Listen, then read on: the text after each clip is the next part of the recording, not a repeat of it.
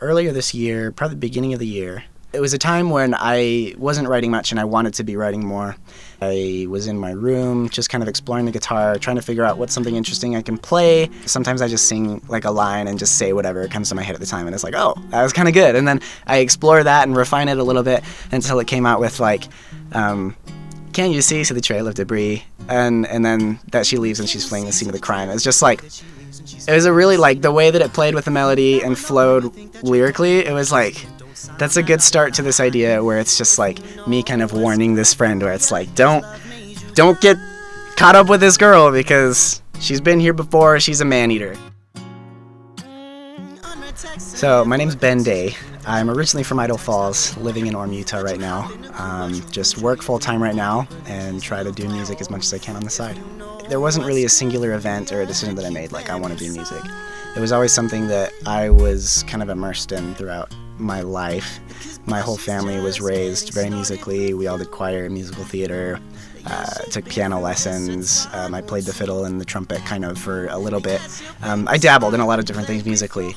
So my older brother, growing up, that's all he did. He wrote music and he performed and stuff, and I always looked up to that, and it was like this kind of far away like dream that I was like, oh, I wish I could do that, like that'd be cool.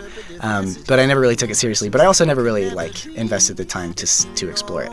And then I just wrote something once, and all of a sudden like I ended up with a whole song, and I was like, I can actually do this. Like it was interesting because it kind of came out of nowhere, but then I started exploring that and doing it more intentionally, and it became something that was almost second nature to me, and it was like a form of expression that I needed, more than just like a hobby or like, you know, just something that I enjoy to do.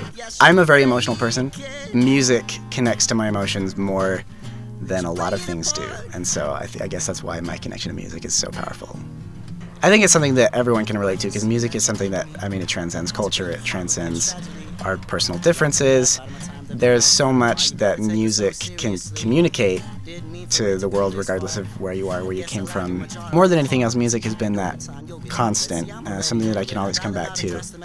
Kind of gives me that fulfillment. My songwriting is not just how I express myself to other people, but also how I sort through my own thoughts and emotions and kind of process it all in a way that I can understand. It's almost like the song comes to me from another source that's like telling me something that I need to hear in a way.